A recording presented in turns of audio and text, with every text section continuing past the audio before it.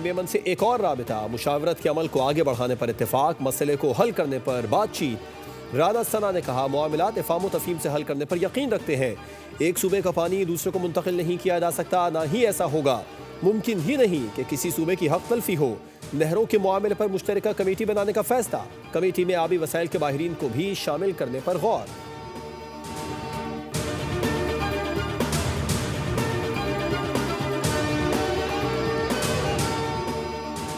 अमीर JUI मौलाना फजलुर रहमान ने canals के मामले पर सिंध की हिमायत कर दी। कहा, सूबाई खुद मुख्तारी से मुतालिक JUI का मंशूर वाज़े है। हर सूबे के वसाइल इस सूबे के अवाम की मलकियत हैं।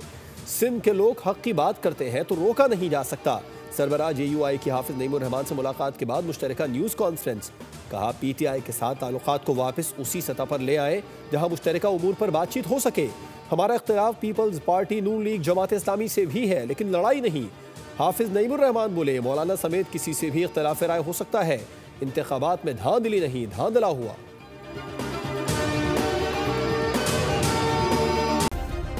सब्सक्राइब करें और बेल दबाएं ताकि कोई खबर रह न जाए।